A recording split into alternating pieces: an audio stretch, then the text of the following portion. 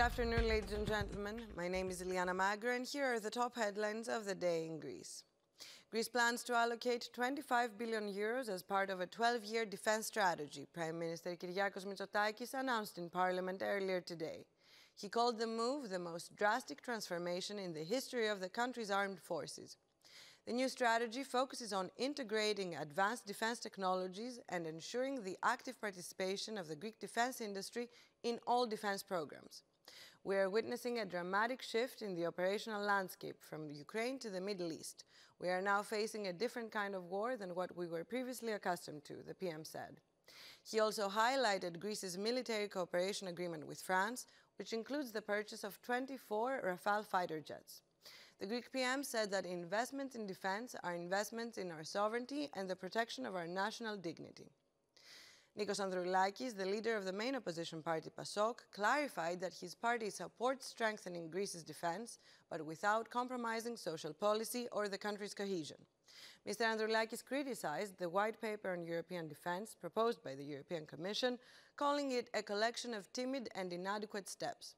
Specifically regarding Turkey's role, he stressed that the European Union must decisively close the door to third countries with revisionist ambitions like Turkey. European taxpayer money must not be allowed to finance Turkey's defense industry, he said. Now, Greek Foreign Minister George Herapetritis is traveling to Brussels this week to participate in meetings with fellow foreign ministers of NATO member states. At the same time, Greece's Deputy Minister of Foreign Affairs, Tasos Hadjivasiliou, is visiting Odessa in Ukraine. Earlier today, he met with members of the country's Greek community, telling them that Greece will continue to support them in every possible way. The minister also emphasized that together with its partners and allies, Greece firmly supports the Ukrainian government and the Ukrainian people. In other news, this year's increased seismic activity in Santorini has caused the Cycladic islands of Naxos and Astypalea to shift by 2 to 2.8 centimeters, Greek newspaper Kathimerini reports. Thanasis Ganas, the director of research at Greece's Geodynamic Institute, confirmed this at a scientific event held in Athens earlier this week.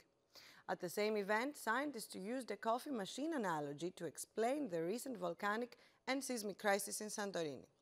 They compared the mechanism that triggered the 5-magnitude earthquakes to the way pressurized hot water forces a capsule to release or rupture.